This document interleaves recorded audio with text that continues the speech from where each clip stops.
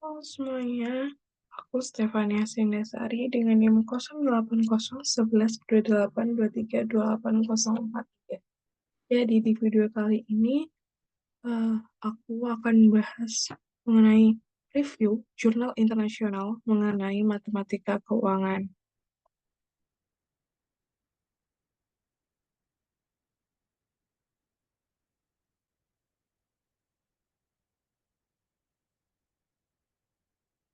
Oke, aku mengambil jurnal yang berjudul Comparing Present and Accumulated Value of Unities with Different Interest Rate. Dengan uh, aku mengambil dari Jurnal Archive of SID dengan volume dan halaman di volume 7 nomor 4 itu special issue dan halaman 621 sampai 625. Ditulis pada tahun 2019, ditulis oleh si Rose Fatih Manes. Oke, jadi yang reviewer ini aku sendiri, yaitu Stefani Asindasari, pada tanggal 11 Oktober 2024. Jadi dari abstraknya, jurnal yang berjudul Comparing Present and Accumulated Value of Unities with Different Interest Rate berisi tentang perbandingan nilai sekarang dan akumulasi pada anuitas langsung dengan tingkat bunga yang berbeda. Abstrak yang disajikan penulis hanya dalam bahasa internasional atau dalam bahasa Inggris. Secara keseluruhan, isi dari bagian abstrak ini langsung menuju ke topik bahasan yang akan dibahas, yaitu bahwa jika I sama dengan I1, I2 sampai IK, dan I aksen sama dengan I aksen 1, I aksen 2 sampai I aksen K adalah dua vektor suku bunga sedemikian sehingga lebih diutamakan dari I vektor. Maksudnya I aksen. Ditunjukkan bahwa jumlah nilai sekarang dan akumulasi pada anuitas langsung dengan tingkat bunga I aksen hasil yang sama berlaku untuk anuitas jatuh tempo. Untuk penghantarnya, dalam paragraf pertama, penulis memaparkan tentang teori tingkat bunga, definisi anuitas, dan contoh-contoh anuitas. Teori tingkat bunga adalah konsep dasar dari matematika keuangan dan aktuaria. Aktuaris dan profesional bisnis menggunakan hubungan matematis yang relevan untuk memodelkan dan menghitung nilai sekarang dan akumulasi arus bunga pada waktu tertentu.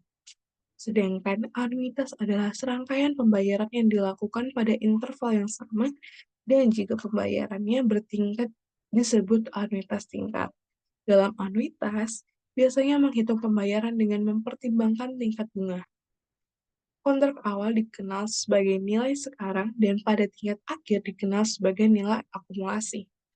Kemudian jika X sebagai jumlah uang yang diinvestasikan, misalnya dalam dana yang diinvestasikan dengan tingkat bunga I, kemudian akumulasi nilai pada waktu T atau setelah T tahun akan menjadi AVT sama dengan X I plus I pangkat T.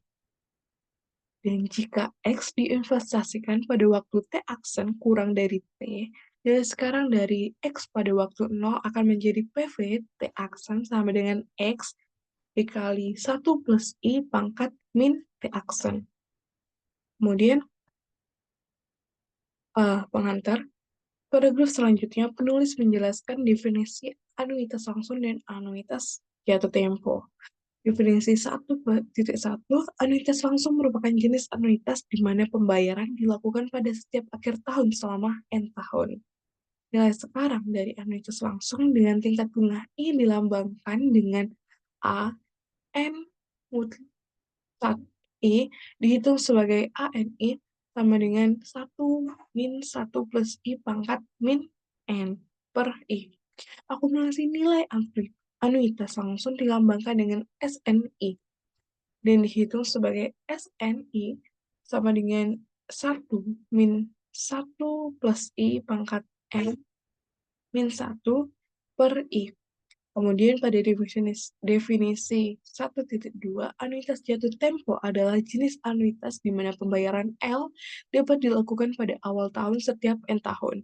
Nilai sekarang dari anuitas jatuh tempo dengan tingkat bunga I dilambangkan dengan ANI. dan dihitung sebagai ANI sama dengan 1 min 1 plus I pangkat min N per D, di mana D sama dengan I per 1 plus I, dikenal sebagai tingkat diskonto. Kemudian, akumulasi nilai anuitas jatuh tempo dilambangkan dengan SNI dapat dihitung sebagai SNI sama dengan 1 min 1 plus I pangkat N min 1 per D. Pada paragraf selanjutnya, penulis menjelaskan definisi faktor yang dimayoritaskan atau lebih diutamakan dari faktor lain. Definisi fungsi Sehur cembung, himpunan yang simetris, dan lemma fungsi Sehur cembung pada fungsi kontinu. Pada definisi 1.3, sebuah vektor X anggota dari bilangan real dikatakan dimayoritaskan oleh vektor Y anggota bilangan real dilambangkan dengan X kurang dari mayoritas Y jika sigma I sama dengan 1 mendekati I sama dengan 1 sampai J XI lebih besar sama dengan sigma I mendekati 1 I sama dengan 1 sampai J YI untuk J sama dengan 1 sampai N-1 dan sigma I sama dengan 1 sampai J X is continue atau terdefinisi seperti sigma I sama dengan 1 sampai J Y. Relasi dari mayoritas antara dua vektor mereka diurutkan menurut variasi. Vektor yang lebih besar menurut pengertian mayoritas adalah vektor yang lebih tersebar daripada vektor yang lebih kecil. Sebagai contoh, setiap faktor dimayoritaskan vektor dari definisi, yaitu X1 sampai Xn lebih besar sama dengan mayoritas X bar 1 sampai X bar N, di mana X bar sama dengan 1 per N sigma I sama dengan 1 sampai N Xn. Kemudian pada definisi 1.4, fungsi real didefinisikan pada bilangan asli anggota himpunan dari bilangan real atau himpunan A anggota dari himpunan bilangan real dikatakan fungsi Sehur cembung pada himpunan A jika terdapat sigma X kurang dari sama dengan sigma Y untuk setiap X, Y anggota dari himpunan A sehingga X lebih kecil sama dengan mayoritas Y. Pada definisi 1.5, fungsi dari himpunan bilangan A anggota dari himpunan real dikatakan simetris jika X anggota dari bilangan A sama dengan X anggota dari himpunan A. Kemudian definisi 1.6, fungsi ini didefinisikan pada himpunan simetri A terdapat pada himpunan R dikatakan simetri pada himpunan A jika sigma X sama dengan sigma X untuk setiap X anggota dari himpunan A, lemma 1.7 atau definisi 1.7, jika himpunan A suatu himpunan dengan Y, bilangan dari himpunan A dan X lebih kecil sama dengan mayoritas Y dengan X anggota dari bilangan atau himpunan A. Fungsi kontinu sigma didefinisikan sebagai fungsi Sehur cembung pada himpunan A jika dan hanya jika sigma simetris dan sigma X1 sampai S min X1, X3 sampai Xn menurun pada X sama dengan S per 2, di mana setiap S3 dan X sampai Xn. Pada paragraf pertama, penulis menjelaskan untuk yang pembahasannya ini, penulis menjelaskan tentang perbandingan nilai sekarang dan akumulasi anuitas langsung. Jumlah nilai sekarang dan akumulasi dari anuitas langsung akan dipertimbangkan jika kita memiliki K anuitas pada N tahun dengan suku bunga yang berbeda, Jadi nilai sekarang dan akumulasi dari anuitas ini masing-masing adalah sebagai berikut dari definisi 2.1 dan 2.2. Kemudian paragraf selanjutnya penulis memaparkan teorema tentang fungsi Sehort-Schönbung. Teorema 2.1, jika 0,1 maka adalah fungsi Sehort-Schönbung pada I pangkat K. Buktinya, pertama kita buktikan teorema pada kasus K sama dengan 2. Seperti kasus ini, didefinisikan pada 2.3, kemudian menggunakan definisi 1.7 untuk itu cukup untuk menunjukkan bahwa fungsi tersebut menurun pada 0, lebih kecil sama dengan X, lebih kecil sama dengan C per 2, kurang 1 dari persamaan 2.3. Maka didapatkan hasilnya. Ini melengkapi bukti pada kasus K sama dengan 2. Untuk kasus umum menggunakan definisi 1.7 itu cukup untuk menunjukkan bahwa fungsi tersebut menurun pada 0, kurang dari sama dengan X, kurang dari sama dengan C per 2, kurang dari 1 untuk sembarang 0, lebih kecil sama dengan X3, lebih kecil sama dengan 1. Oke, pembahasan selanjutnya, paragraf selanjutnya, penulis memaparkan teorema tentang fungsi Sehort-Schönbung pada akumulasi. Pada teorema 2.2, jika 0,1